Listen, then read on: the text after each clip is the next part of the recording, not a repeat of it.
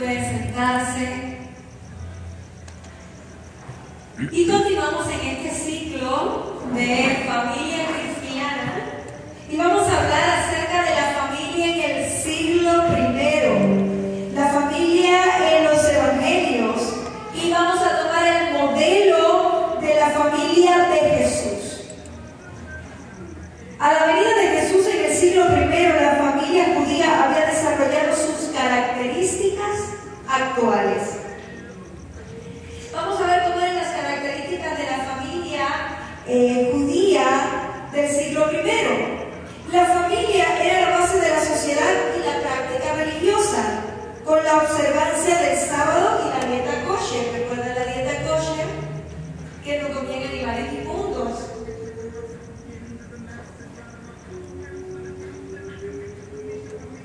Estructura patriarcal.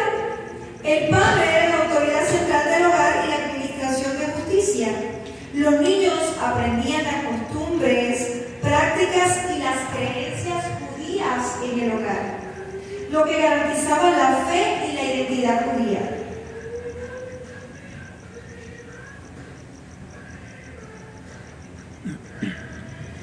Santificación de la vida.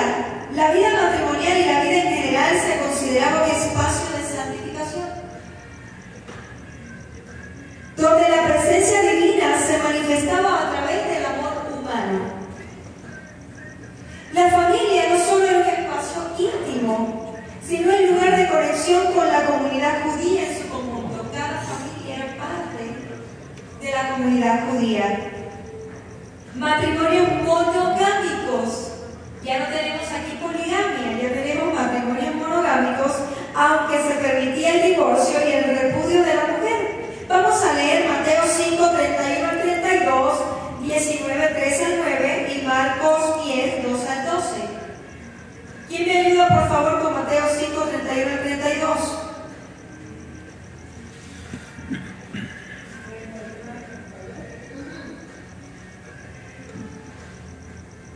Mateo 19, 3 al 9, alguien que lo busque, por favor. Y Marcos 10, 2 al 12. ¿Ya tiene alguien por ahí Mateo 5, 31 al 32? Adelante, hermana Inés. También fue dicho, cualquiera que repudie a su mujer, tiene carga de divorcio. Pero yo os digo que el que repudia a su mujer, a no ser por causa de fornicación, hace que ella adultere, y el que se casa con la repudiada comete adulterio. Mateo 19, 3 al 9. ¿Quién lo encontró? Adelante. Adelante. Entonces vinieron a él los fariseos, tentándole y diciéndole,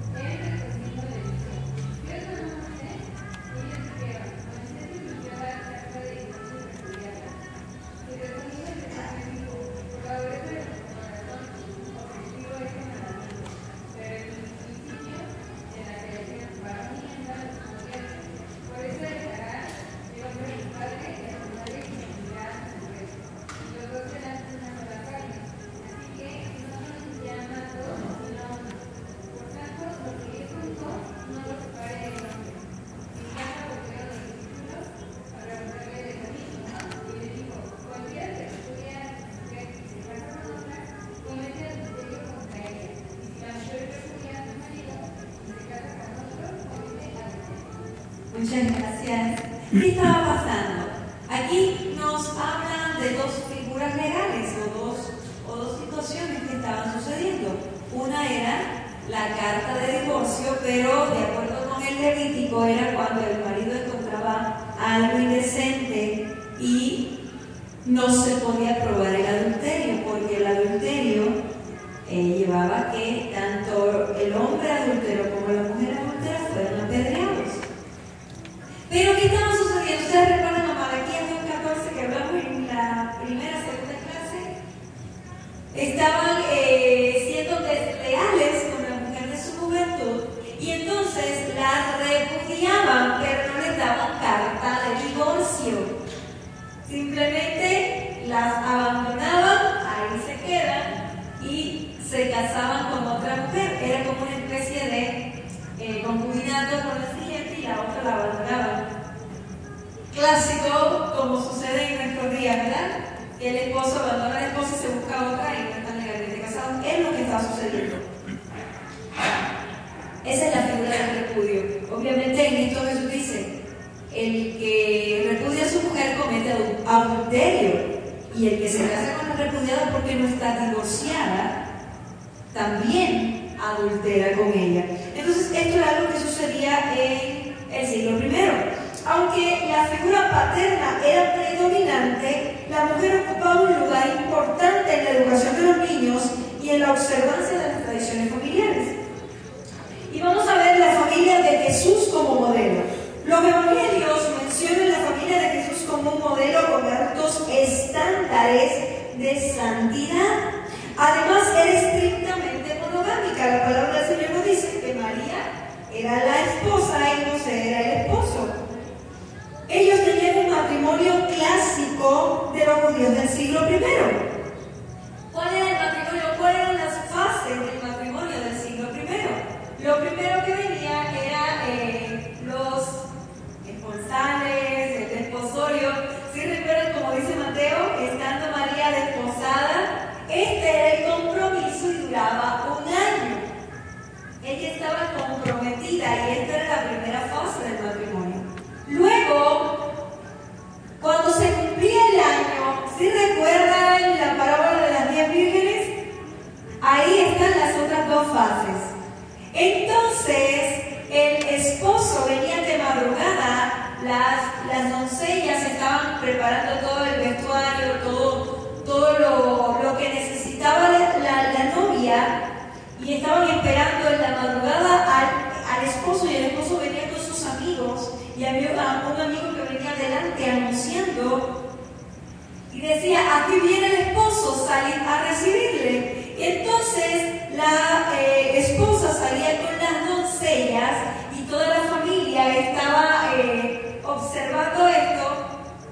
Llegaba, entraba al lugar donde estaban, se cerraban las puertas y comenzaba la fiesta. Luego en la madrugada el esposo cubría con el manto a la esposa y se iban a su cuarto nupcial. Al otro día salían, comenzaba la fiesta y se firmaba la ketubá, que era la ketubá, pues el acta de matrimonio. Y esas eran las tres fases de la boda judía. María y José, de acuerdo con los evangelios, cuando se halló que había concebido por el Espíritu Santo, estaba en la primera fase, el compromiso, que duraba un año. Jesús también tenía hermanos y la Escritura menciona a 4 de ellos: Santiago, José, Simón y Judas. También se hace alusión a sus hermanas, aunque no se mencionan sus nombres. Mateo 13, 55 al 56. ¿Quién lo lee?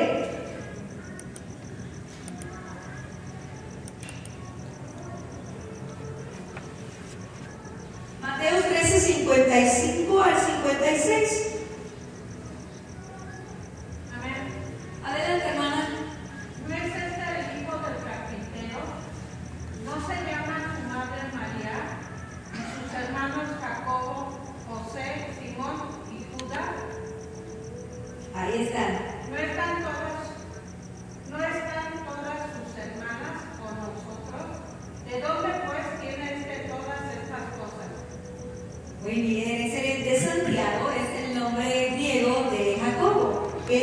Altísimo.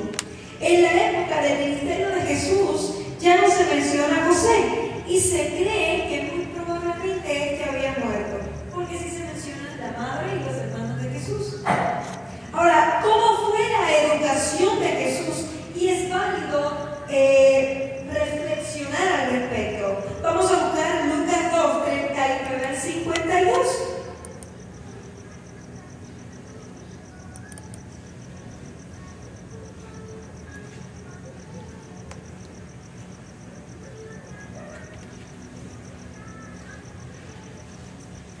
¿Ya lo tenemos?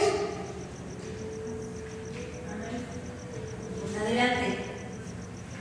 Después de haber cumplido con todo lo prescrito en la ley del Señor, volvieron a Galilea, a su ciudad de Nazaret. Hasta el 52. Y el niño crecía y se fortalecía y se llenaba de sabiduría, y la gracia de Dios era sobre él. Iban sus padres todos los años a Jerusalén en la fiesta de la Pascua, y cuando tuvo 12 años, subieron a Jerusalén conforme a las costumbres de la fiesta. Al regresar ellos, acabada la fiesta, se quedó el niño Jesús en Jerusalén sin que lo supieran José y María y su madre. Y pensando que estaba entre la compañía, anduvieron camino de un día y le buscaban entre los parientes y los conocidos. Pero como no lo hallaron, volvieron a Jerusalén buscándolo. Y aconteció que 3 días después le hallaron en el templo, sentado en medio de los doctores de la ley, oyéndoles y preguntándoles. Y todos los que le oían se maravillaban de su inteligencia y de sus respuestas. Cuando les vieron, se sorprendieron y le dijo su madre: Hijo, ¿por qué nos has hecho así? Que aquí tu padre y yo te hemos buscado con angustia. Entonces él les dijo: ¿por qué me buscáis? ¿No sabéis que en los negocios de mi padre me es necesario estar? Mas ellos no entendieron las palabras que les habló. Y descendió con ellos y volvió a Nazaret y estaba sujeto a ellos. Y su madre guardaba todas estas cosas en su corazón. Y Jesús crecía en sabiduría y en estatura y en gracia para con Dios y los hombres. La palabra de Dios nos muestra a Jesús como nuestro modelo de santidad, de crecimiento. El apóstol Pablo dice que hasta que todos lleguemos a un varón perfecto a la estatura de Cristo. Entonces, aquí la palabra del Señor nos habla que el desarrollo de Jesús era como el desarrollo de un niño normal. Crecía en gracia, sabiduría, pero aparte de eso, aparte del desarrollo físico normal, nos dice la Biblia que crecía en gracia para con Dios y con los hombres y que crecía en sabiduría.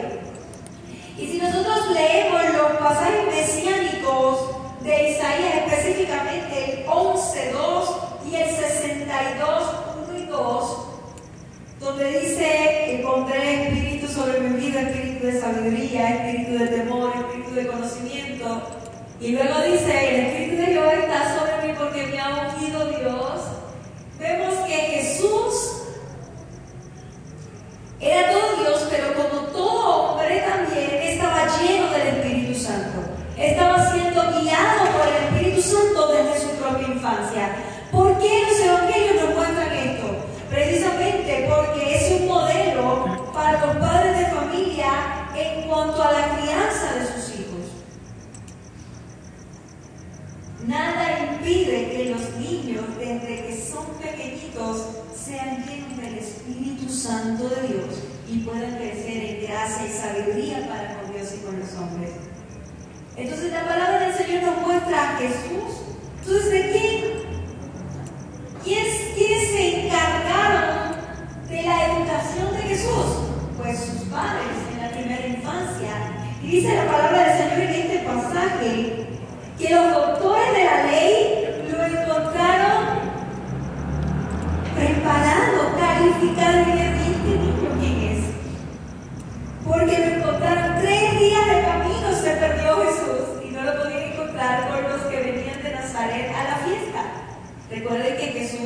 papás vivían en Nazaret en este tiempo.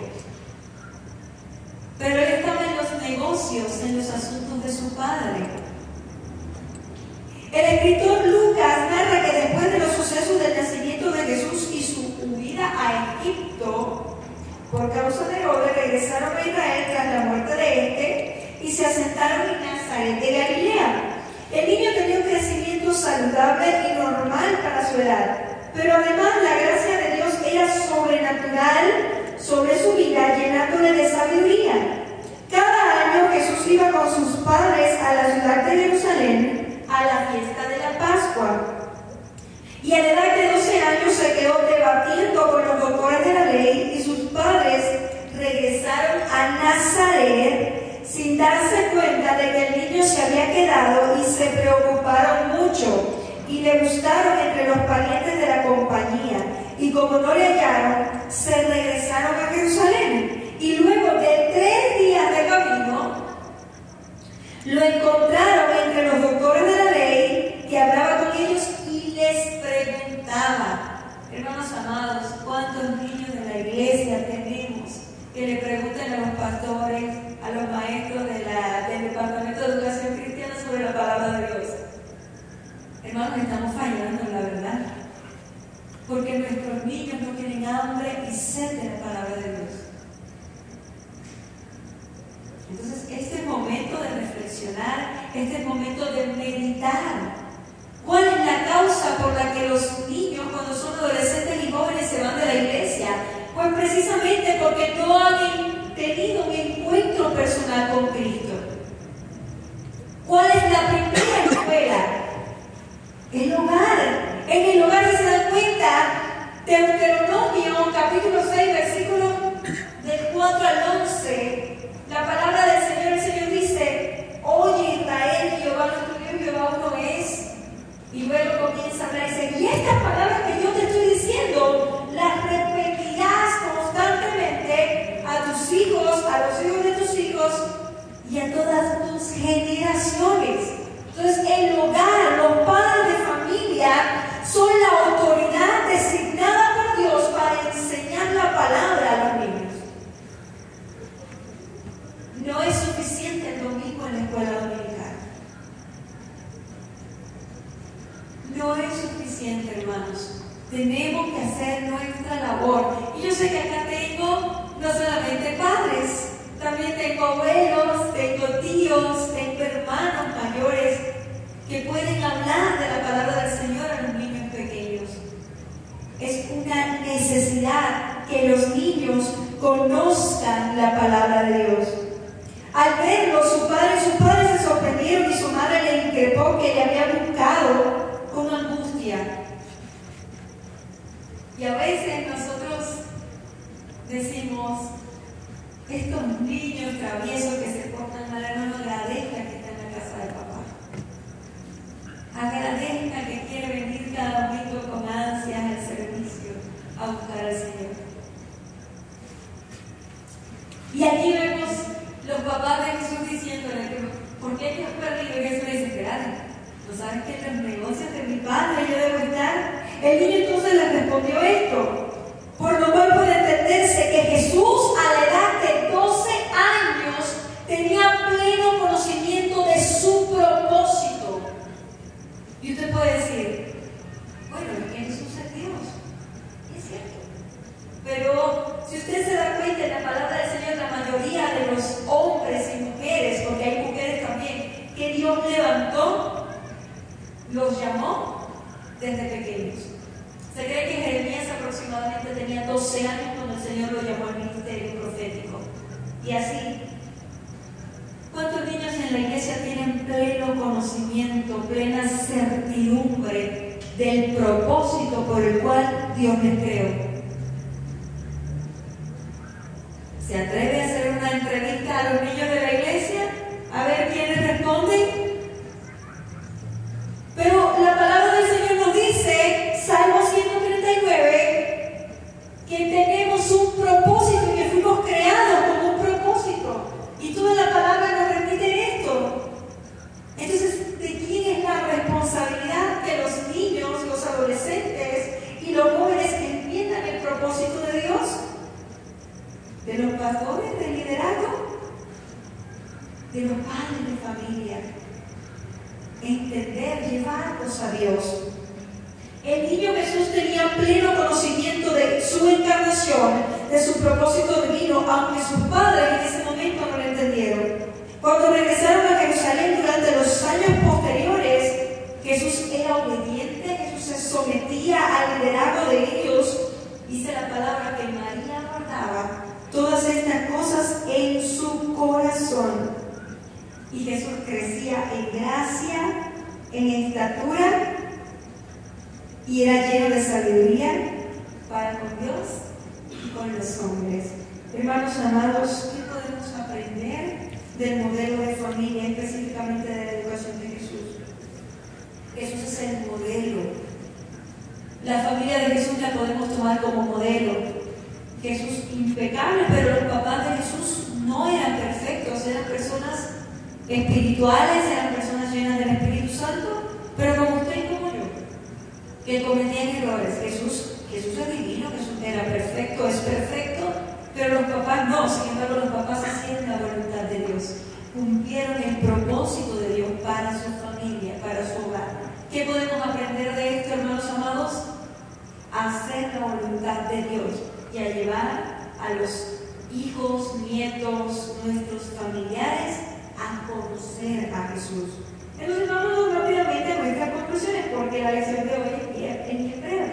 La familia de Jesús mostraba altos estándares de santidad, piedad y humildad, por lo que constituye un ejemplo de fe a seguir. María, aunque era muy joven, dice que era una mujer virtuosa, y para la ley judía, para la nación judía, una mujer virtuosa era una mujer temerosa de Dios. ¿Sí recuerdan Proverbios 31? Una mujer temerosa de Dios era María. El crecimiento y la educación que Jesús recibió era la educación que recibían los varones judíos. En la sinagoga, sin embargo, Jesús demostró un desarrollo intelectual impresionante. ¿Por qué? Porque Jesús tenía un IQ superior a los demás. Porque los papás de Jesús invirtieron tiempo en su enseñanza. Así que, si usted tiene bien ponerse en pie conmigo y decirle al Señor, Señor, ayúdame a hacer tu voluntad a partir de ahora. Quizás no lo hice antes, pero yo quiero a partir de ahora cambiar las cosas. Usted puede ponerse en pie, vamos a orar.